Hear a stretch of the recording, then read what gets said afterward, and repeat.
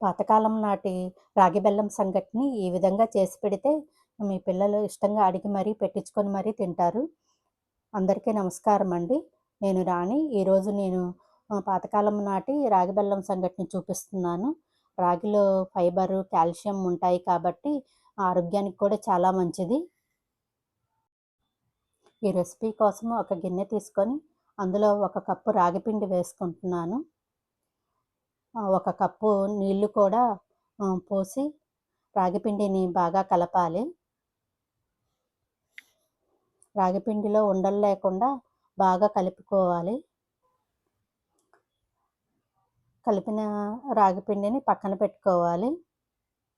తర్వాత స్టవ్ పై ఇంకో గిన్నెను పెట్టుకోవాలి. అందులోకి 3/4 కప్పు బెల్లం తురుము వేయాలి. తీపి ఎక్కువ తినేవాళ్ళైతే 1 కప్పు బెల్లం తురుము అయినా తీసుకోవచ్చు. నేను 3/4 కప్పు బెల్లం తురుము వేశాను. 1 కప్పున్నర నీళ్లు వేస్తున్నాను. ఇప్పుడు స్టవ్ ముట్టించి కలుపుతూ బెల్లాన్ని నీళ్ళలో కరగనివ్వాలి. బెల్లం పూర్తిగా కరిగేదాకా కలుపుతూ వేడి చేయాలి. బెల్లం కరిగింది. ఇప్పుడు ఇంకొక గిన్నెలోకి ఫిల్టర్ చేసుకుందాము. ఇలా ఫిల్టర్ చేయటం వల్ల మట్టి ఏమన్నా పొట్టు లాంటివి ఏమన్నా ఉంటే అన్నీ ఫిల్టర్ అవుతాయి. బెల్లం నీళ్ళని పూర్తిగా వడేసుకున్న తర్వాత బాగా మరగనివ్వాలి.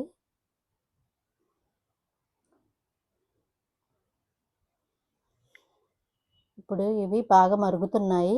ఇందులోకి మనము నీళ్లు కలిపి పెట్టుకున్న రాగి పిండిని పోయాలి. రాగి పిండిని పోస్తూ బాగా కలపాలి. గరిటెతో బాగా కలుపుతూ రాగి పిండిని దగ్గర పడేదాకా ఉడికించాలి. తిప్పడం ఆపేస్తే రాగిపిండి ఉండలు కడుతుంది కనుక గరిటెతో తిప్పుతూ రాగిపిండి దగ్గర పడేదాకా ఉడకనివ్వాలి. ఈ రాగి బెల్లం సంగటి సాఫ్ట్గా స్పూన్తో తినే విధంగా చాలా బాగుంటుంది.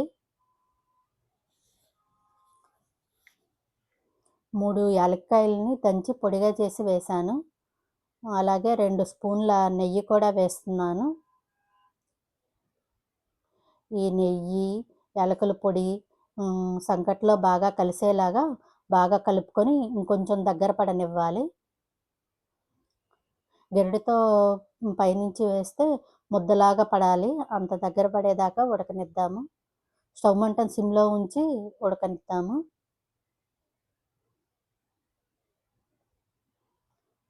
ఇప్పుడు గరిటెతో చూపిస్తున్నాను చూడండి.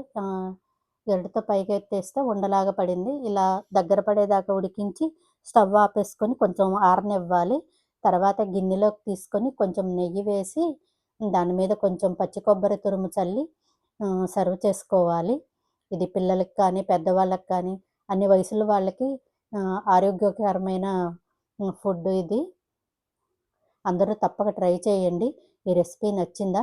నచ్చితే వీడియోని లైక్ చేయండి, షేర్ చేయండి. ఛానల్ని సబ్స్క్రైబ్ చేయని వాళ్ళు సబ్స్క్రైబ్ చేయండి. ఈ పాతకాలం నాటి బెల్లం సంగటి ఆరోగ్యానికి ఎంతో మంచిది కనుక అందరూ తప్పకుండా ట్రై చేయండి. మీకు ఎలా వచ్చిందో కామెంట్లో చెప్పండి. Thanks for watching.